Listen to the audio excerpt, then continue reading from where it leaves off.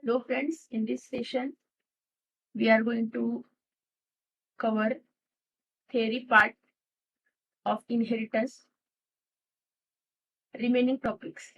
Okay, we will start with creating multi-level hierarchy. We have seen using simple class hierarchy that consists of only one superclass and one subclass. But in Java you can have multi-level class inheritance also. You can build hierarchies that contain as many layers of inheritance as you like. So class B can inherit class A, then class C can inherit class B, class D can inherit class C, and so on. As mentioned, it is perfectly acceptable to use a subclass as a superclass of another. So subclass can be superclass of another. So here we have created three classes A, B, and C, and C can be subclass of B, and which is a subclass of A.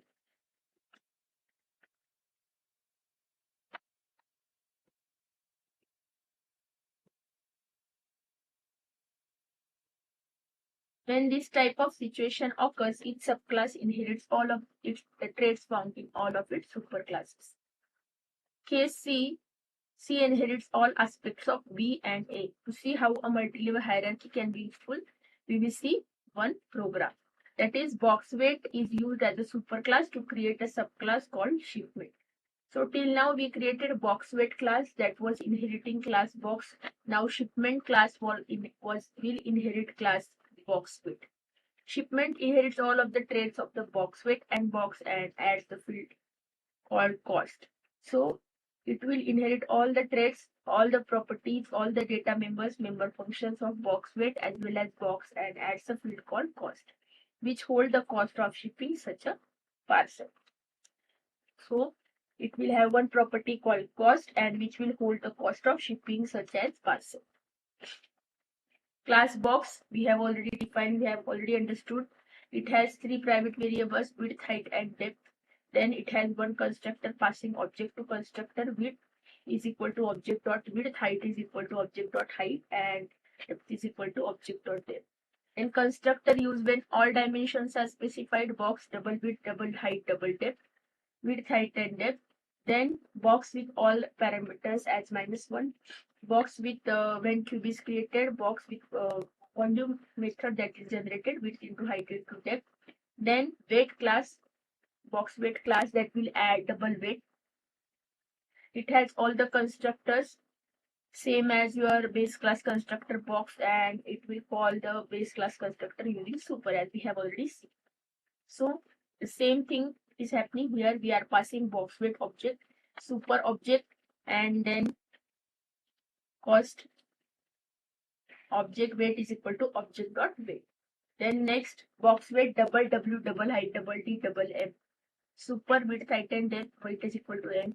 Super and weight is equal to -1. Super length and weight is equal to N. Now new class we are creating, that is shipment. Now box weight class has one more shipment class was one is having one more parameter, that is cost added. Shipment will have parameter shipment object. In this constructor it will call super object. Cost is equal to object dot cost. Now width, height, depth, and weight and cost call superclass constructor. Then shipment super cost is equal to -1. Super length M, cost is equal to C. Now we will create shipment objects, two shipment objects, 10, 20, 15, 10, 3.41, 2, 3, 4, 0.76, 1.28. Now first shipment's volume of shipment 1, weight of shipment 1, shipping cost is equal to cost. Volume, weight, cost of shipment 2. The output is 3000. Volume of shipment 1 is 3000, weight of shipment 1 is 10, and shipping cost is $3.41. Then volume of shipment 2 is 24.0, weight of shipment 2 is 0.76, shipping cost is 1.28. Because of inheritance, shipment can make use of the previously defined classes box and box weight, adding only the extra information it needs for its own. That's called as cost. This is a part of value of inheritance. It allows the reuse of code. So in box class, we have already created 3 parameters. Then in box weight, we are adding one weight parameter, and in the class that is shipment, we are adding only one parameter, that is cost. So shipment will need all these parameters: width, height, depth, and weight. But it does not require to generate or define them again, because box and box weight have already defined them. So it will inheritance is what it is doing. It is telling us how to reuse the code and importance of inheritance.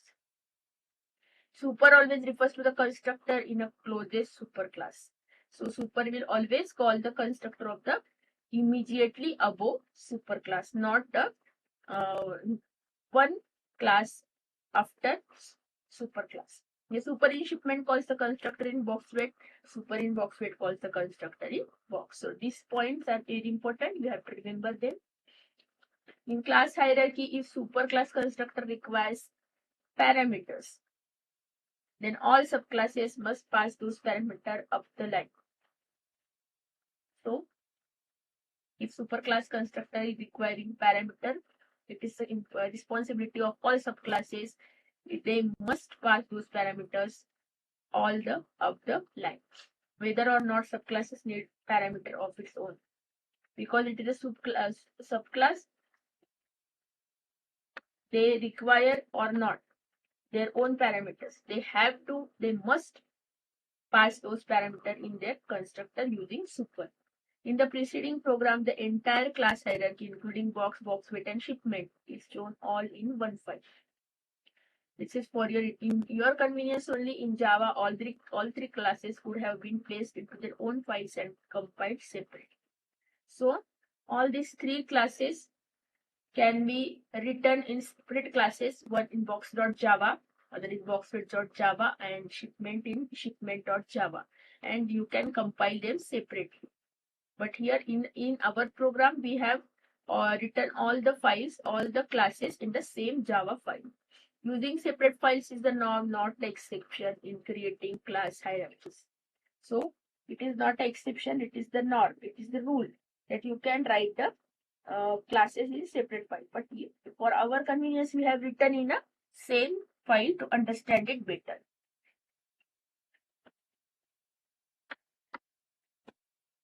Then constructors are called. When a class hierarchy is created, in what order these constructors for the class that make up the hierarchy called? This is the very basic question. For example, given a class, subclass called B and superclass called A, the A's constructor called before B or B's constructor is called before A. That is the question generated. Answer is that in a class hierarchy, constructors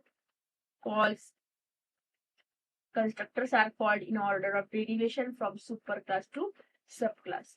So first of all, constructor of a superclass is called, then constructor of his subclass is called. Further, since super must be the first statement executed in a subclass constructor, this order is the same whether or not super is used. Super must be the first statement.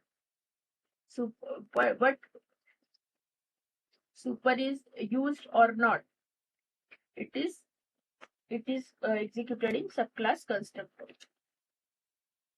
Now, when the constructors are called, create a superclass.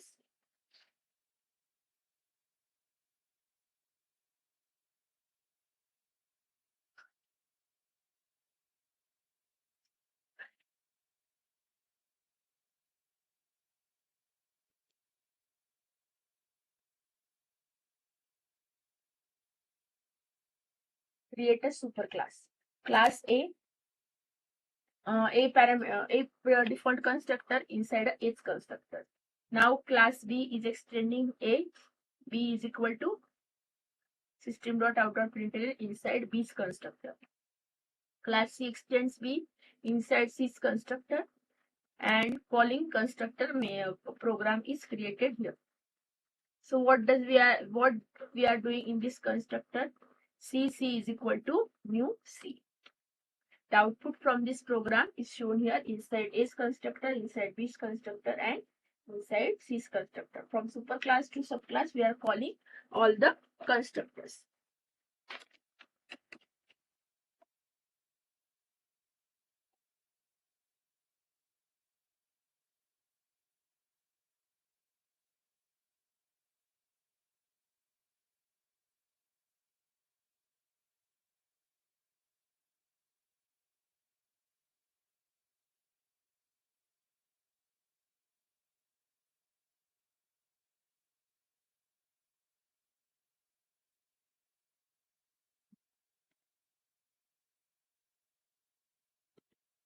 Constructors are called in order of derivation. If you think about it, it makes sense that constructors are executed in order of derivation. Because first of all, superclass is created, then its subclasses are created.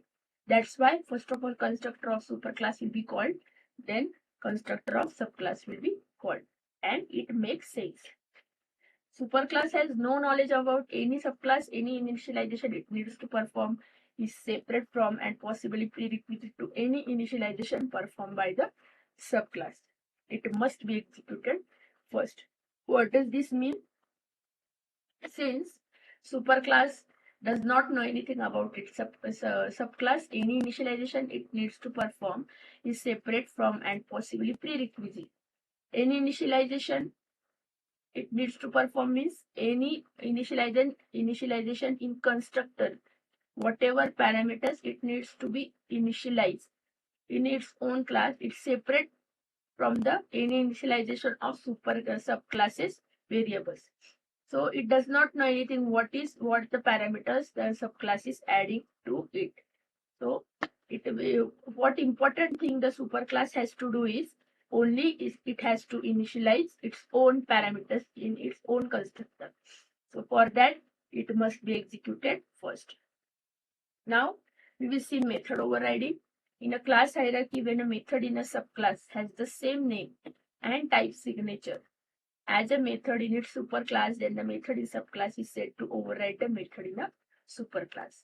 Same name, type signature, same number of parameters, same type of parameters of method is written. When it is written same as superclass in a subclass, then subclass is said to override the method in the superclass. When an overridden method is called from within a subclass, it is always referred to the version of that method defined by the subclass. Called from within a subclass means when you are creating object of the subclass and when you are calling that method, only the subclass's method will be called. The version of the method defined by the superclass will be hidden. Consider the following. The superclass version will be hidden.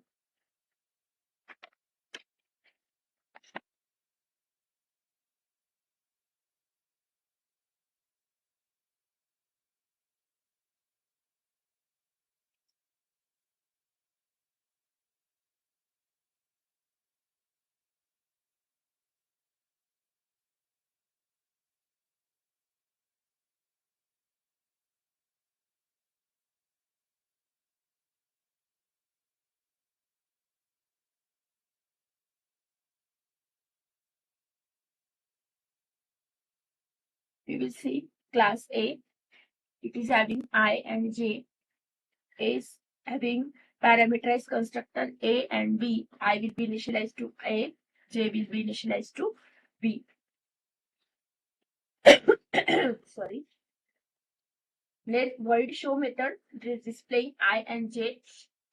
Then class B extends A and integer K. When show is invoked on object of type B, the version of show defined within B is used. The version of show inside B overrides the version of show declared in class A. And if you wish to access the superclass version of overridden method, you can do so by using super.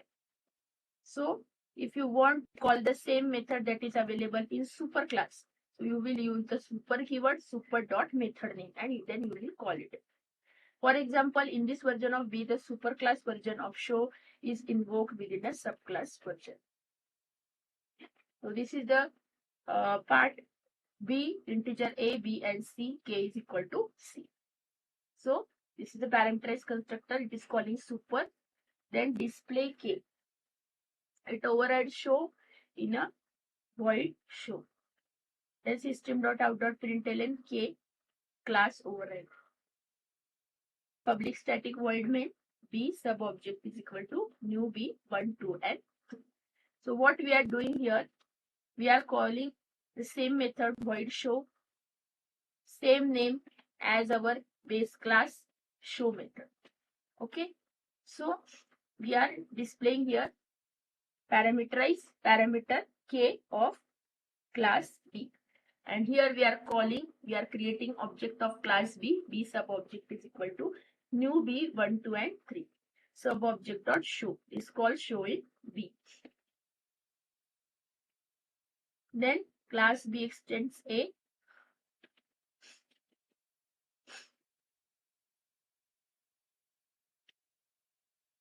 Then super dot show, this calls A show system dot out of println K. Now if you substitute this version of A into previous program, you will see the following output. Super dot show will call the superclass version of show. So what we are doing here, class B is extending A. Here in class B, in show method, we are not calling the method show of the superclass. But in this example, anything else is same here. We are calling super dot show. This calls a show method, and we are having this output from super dot show. Super dot show calls the superclass version of show. Method overriding occurs only when the names and type signatures of the two methods are identical. When method overriding takes place, only when names and the type signatures of two methods are identical, means exactly identical. Method name should be same and parameters will be same. They are not called as overridden methods. For example, consider this modified version of this example. Now, class A, same way, having two parameters I and J, one parameterized constructor, show method. Then class B is extending A and parameterized constructor super AB, K is equal to C. Now, show string message. Here, in this show method of class A, void show, it is having no parameters. Okay, so it is void show opening and closing parenthesis. But here in void show, it is having one parameter string message. So this show is having same name, same return type, same name, same return type, but parameters are not there in this class. But here there is one parameter string message. So those two are not identical, or those two methods are not overridden methods. Now I call b dot sub object 1, 2, 3. This is K. I display it as 3, and this call show in B. Sub object dot show, this is K. So how it will be called? Sub object dot show, this called show in A. So if I call sub object dot show with a string message, it will call show in B class, show method in B class. And when I call sub object dot show method with no parameters, it will call show in A, because it has no parameters. And these two methods are not called as overridden methods, because what is the rule is, one method in superclass, same method in subclass. Their return types must be the same, their names must be the same, their parameter list must be the same, number of parameters must be same, and type of parameters must be same. Then only they are called as overridden methods. The output produced by this program is, this is K3 and Ij is equal to 1 and 2. The version of show in B takes a string parameter. This makes type signature different from A, and which takes no parameters. Therefore, no overriding, no name hiding takes place from class subclass to superclass. Instead, the version of show in B simply overloads the version of show in A. This is called as overloading. In inheritance, this is not called as overriding. What does overloading mean? Same name, but the type and parameters list is different. Number of parameters are different. Superclass reference variable can refer to a subclass object. This is very important principle. Java uses this fact to resolve class to overridden methods at runtime. So, at runtime, when you are running the program, Java uses the reference. What reference you are using, depending upon that, it will decide, or it decides which method, which overridden method version it should call. When an overridden method is called through a superclass reference, Java determines which version of that method to execute based upon the type of object being referred to at the time that call occurs. Which version of that method to execute based upon the type of the object being referred to at the time of call occurs. This determination is made at runtime, and this is called as runtime polymorphism. When different types of objects are referred to, different version of overridden methods will be called. When you are referring to different types of object, different version of overridden method will be called. It is the type of object being referred to, not the type of reference variable, that determines which version of overridden will be executed. Which type of object is referred to, that is important, not the type of reference variable, that determines which version of overridden method will be executed. If a superclass contains a method that is overridden by a subclass, then when different types of objects are referred to through a superclass reference variable, different versions of the methods are executed. Now we will see the example of this. Class A, it has one method, call me. Then inside A's call me method, class B extends a override call me, void call me inside B's call me method. Class C extends a void call me inside C's call me method. Now, A is equal to object of type A. So, I named it as A. A is equal to new A. So, it is an object of class A. B is equal to new B, object of type B. And type is such, class type, not any type, integer, float, character. Type as such, class type. That is what is the class name we are providing here. C is equal to new C. Obtain the reference of type A, R. R is equal to A. R refers to an object of A. Okay, so A is type of A. Then R dot call me calls A's version of call me. Now, R is referring to B. Refers to now object of type B. And R dot call me we will call B's version of call me. And R is equal to C. R refers to C object. R dot call me calls C's version of call me. So it is depending upon the type of object that it is referring to, that will decide which version of overridden method it has to call. Inside A's call me method, inside B's call me method, and inside C's call me method. This program creates one superclass called A and two subclasses of it, class B and C. Subclasses B, C override call B in both the classes. Object of type A, B and C declared, then also a reference of type A is declared. The program then in turn assigns a reference to each type of object of to R and uses that reference to invoke call me. So not depending upon the reference variable of what class that reference variable is of class A, but what type of object that it is referring to, that will decide which version of overridden method should be called. The version of call me executed is determined by the type of object being referred to at the time of the call. Had it be determined by the type of call reference variable R, you will see the three calls to A's call me method, because reference variable is of type A, not of class B and not of class C. But it is depending upon type of object it is referring to. It will decide which type of object, which method should it call.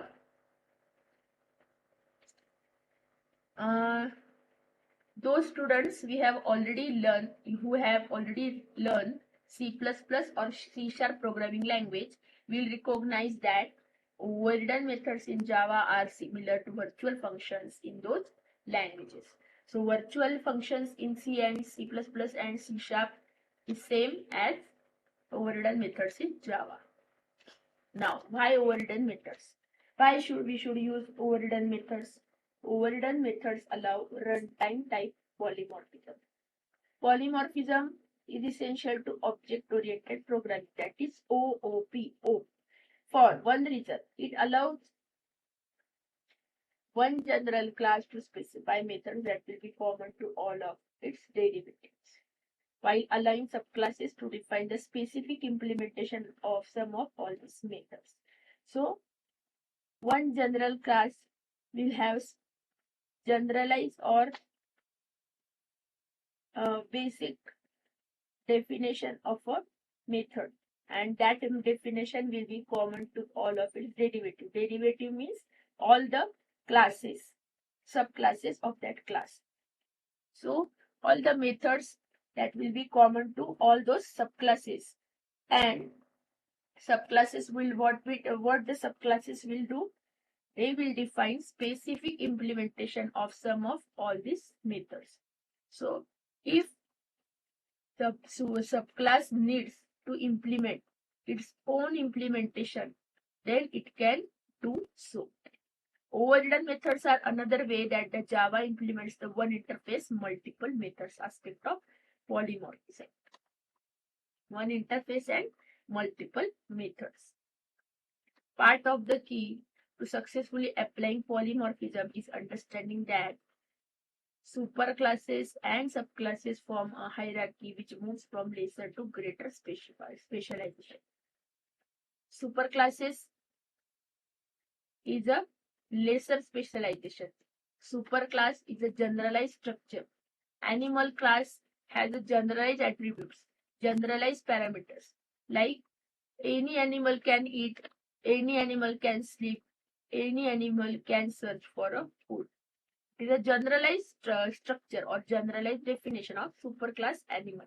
And subclasses like dog, cat, rat, elephant, any other animal, it is a special animal.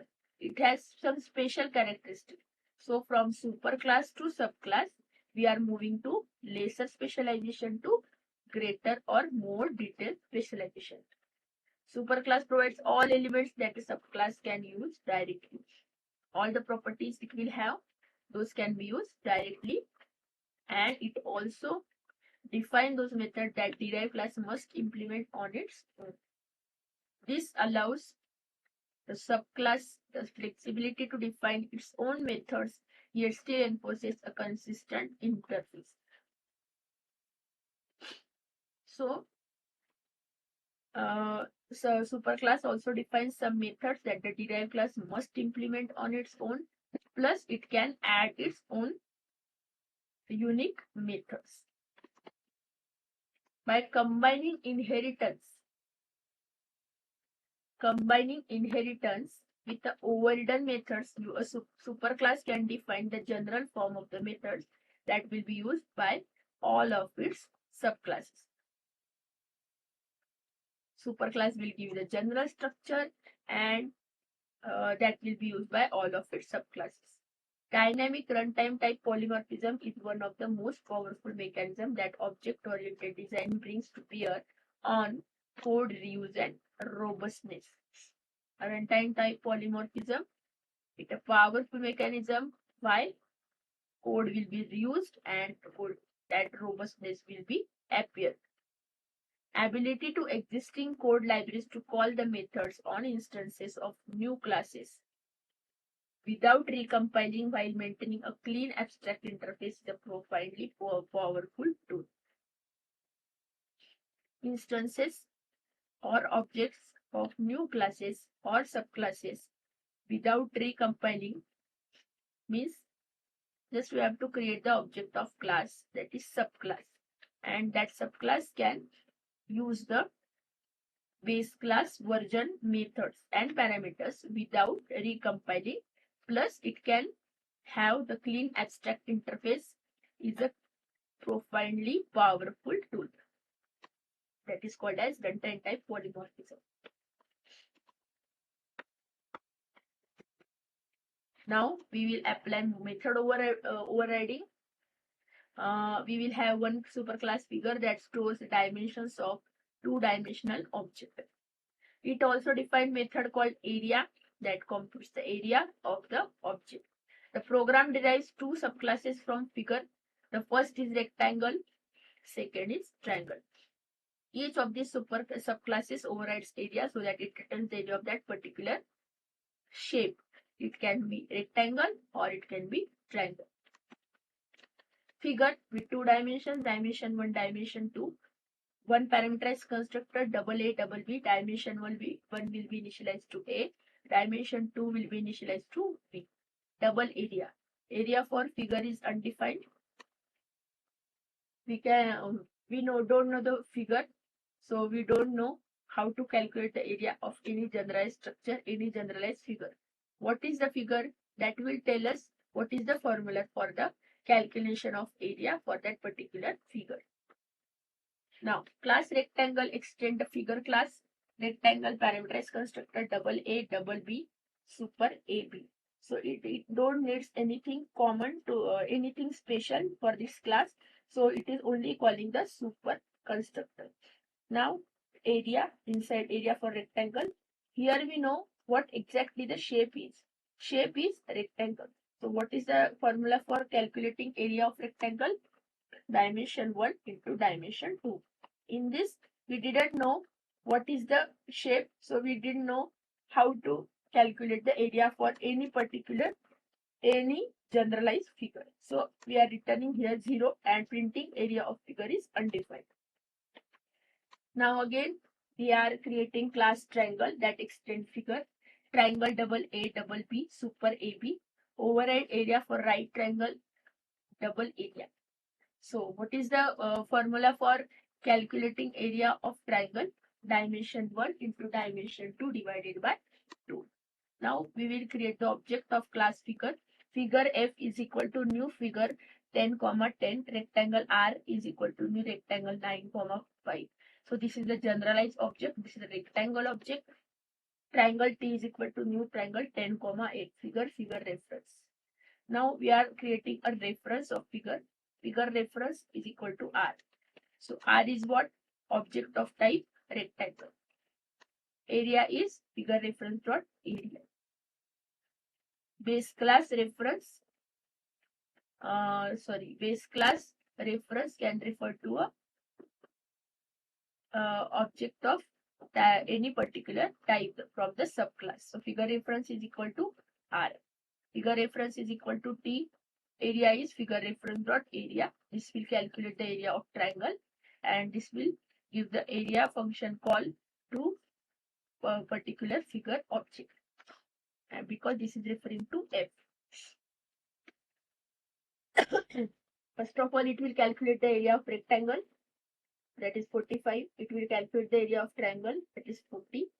Dimension 1 into dimension 2. What are the dimensions we have specified? 9 into 5. For rectangle, what is the formula? 9 into 5, it will give me 45. Then here 10 into 8, 80 divided by 2, that is 40. For triangle, what is the formula? Here dimension 1, 10 into 8 divided by 2, it will give me 40. And for the third type, it is printing me area of figure is undefined because type of object we are referring to here, it is of type figure. And in figure, we have already displayed inside area of area of figure is undefined and return 0.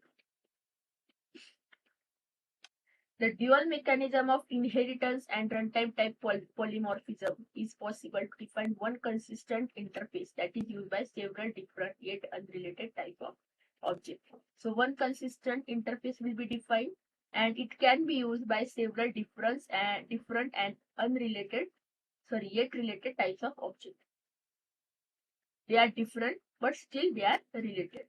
If an object is derived from class figure, then its area can be obtained by calling area. The interface to this operation is the same no matter what type of figure is being used. Now we will go to the abstract class. There are situations in which you will want to define a superclass that declares the structure of a given abstraction without providing complete implementation of every method. So one superclass giving a function structure of a given abstraction, that is abstract class. So if that any particular superclass does not know what should be added, or it needs to be added by the superclass, so it will give you only a structure, what has to implement, what it must implement, but what it does not provide anything inside that class. Sometimes you will want to create a superclass that only defines a generalized form that will be shared by all of its subclasses, leaving it to each subclass to fill in the details. Generalized form will be given by superclass, and every subclass will fill in the details. How to implement, that is up to the subclass, not the superclass. Such class determines the nature of the methods that the subclasses must implement. So when anything that is declared as abstract, and any class that is extending that abstract class, so that subclass must implement those methods. One way this situation can occur when superclass is unable to create meaningful implementation for that method. Like in the previous example, area of figure. Which figure we don't know. So what formula it should use, it does not know. So it does not understand how to actually implement that area method. It does not know what is the meaningful implementation of that area method. It is called as this generated the need for creating abstract classes in Java. Definition of area is simply a placeholder. It will not compute and display the area of any type of object. Since it does not know which type of shape it is, it cannot calculate the area because there is no formula for any generalized figure. As you will see, you can create your own class libraries. It is not uncommon for a method to have no meaningful definition in the context of its superclass.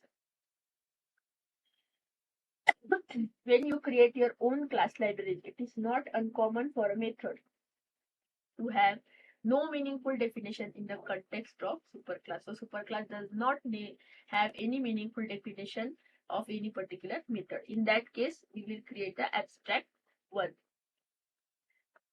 One way, as shown in the previous example, simply have it put a warning message. A figure cannot have a generalized area calculated. While this approach can be useful in certain situations like a debugging, it is not usually appropriate.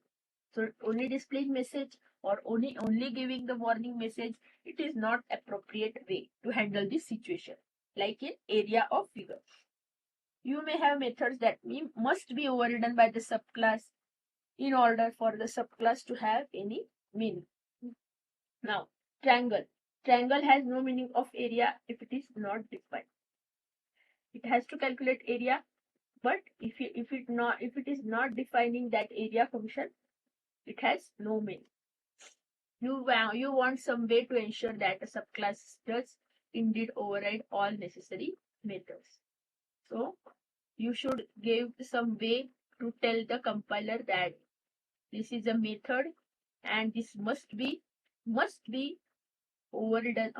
This must be defined by the subclass. If area is given in a base class, but that area is not defined in a triangle class, how triangle class area will be calculated? It cannot be calculated at all.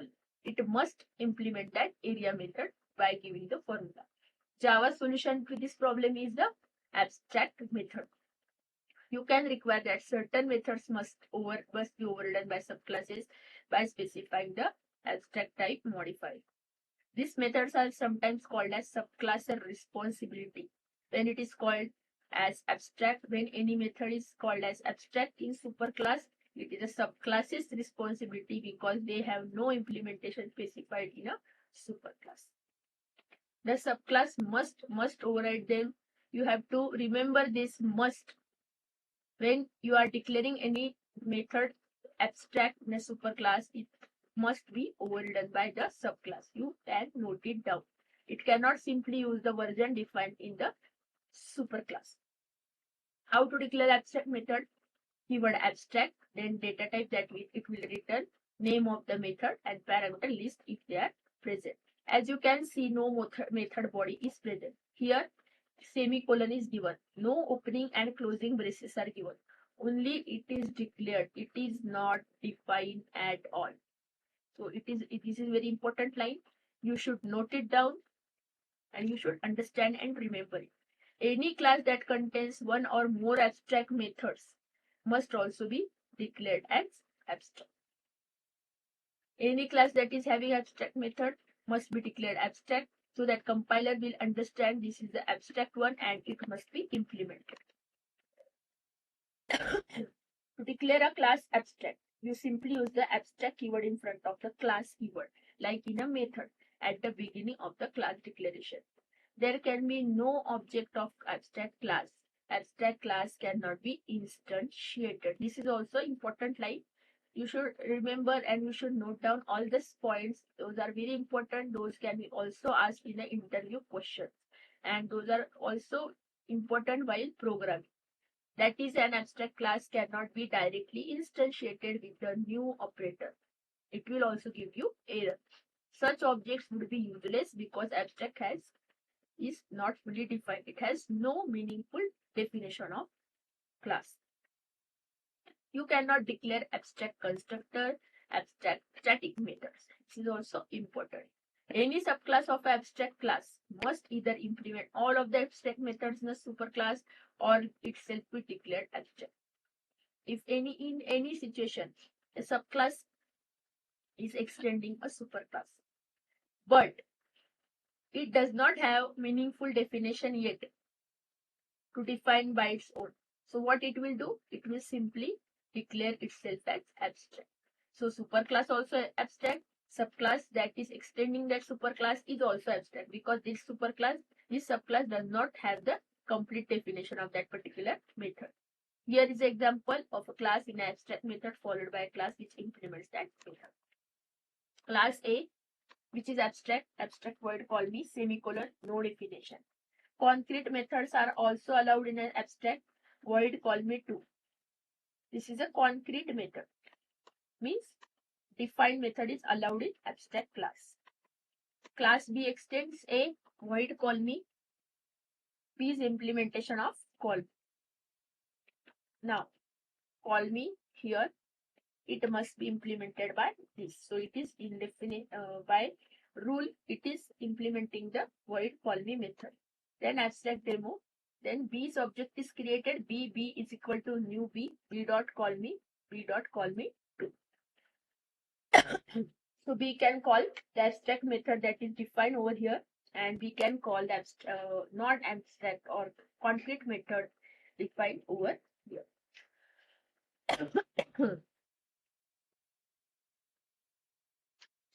Now notice that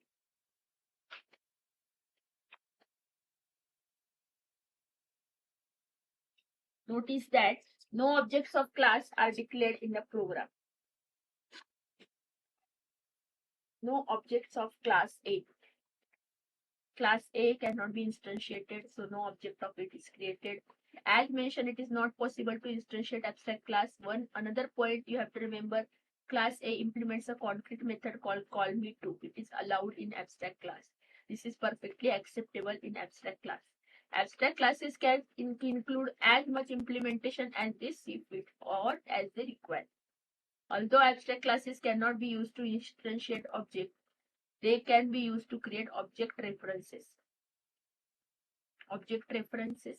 They can be used to create object references because Java's approach to runtime type polymorphism is implemented through the use of superclass references. So you can still create the reference of abstract class as we have seen in the previous program, but you cannot instantiate those classes. And those classes methods must be implemented by subclass, or if the subclass is not able to implement those methods, it itself can be declared as abstract. So all these points are very, very important. You have to remember them, you have to learn them, understand them, you can note it down. If you are not understanding, go back and learn them again and again. Because all these things are very important while you are actually programming in Java. So while actually creating Java applications, we will require all these points. You can require or you may need all these points remembered. It must be possible to create a reference to an abstract class so that it can be used to point a subclass object, like in the previous example. You will see this feature put to use in the next upcoming example. You can improve the figure class shown earlier. Since there is no meaningful concept of area for undefined two-dimensional figure, the following version of program declares area as abstract inside the figure. In the previous version, what we did, we simply printed a warning message that the figure of that any generalized figure cannot be calculated, and we were return with 0. But here we are declaring that particular area is abstract. Two dimensions, one parameterized constructor. Area is now an abstract method, abstract double area. Class rectangle extend figure, rectangle double A double B super A comma B. Now override area for rectangle, double area, inside area for rectangle, return dimension 1 into dimension 2. So this is the abstract method double area, and since it is abstract, this class is also abstract, and this abstract method must be implemented here. So it is implemented here. Dimension 1 into dimension 2. Here the triangle class is declared and override the area for triangle. Now I create figure f is equal to new figure. It is not allowed because figure is now abstract. It cannot be instantiated. Its object cannot be created. Then rectangle R is equal to new rectangle 9, 5. Triangle T is equal to new triangle 10, 8. Figure reference, you can still create the reference of the base class. Figure reference is not now pointing to R, that is object of type P, and we can call figure reference dot area, which will call the area of rectangle. And figure reference is now pointing to object of type T, that is triangle. Now figure reference can now call the area of triangle. As the comment inside main indicates, it is no longer possible to declare object or figure cannot be instantiated. All subclasses of figure must override area. It is a must. To prove this yourself, try creating a subclass that does not override area. It will give you compile time error. Although it is not possible to create an object of type figure, you can still create a reference variable of type figure. The variable reference figure reference is declared as a reference to figure, which means that it can be used to refer to any object of any class derived from that figure class. It is through superclass reference variables that overridden methods are resolved at runtime. This way we have finished the second theory part of inheritance, and in the next session we will see some remaining topics of inheritance theory, and then we will start with the practical part. So meet you in the next session. Till then you can revise, understand and learn the things that we have learned in this video. If you are not understanding, you can go back and learn them again and again, but try to remember, try to note down, take a notes, and then keep that notes with you every time. So meet you in the next session. Thank you so much.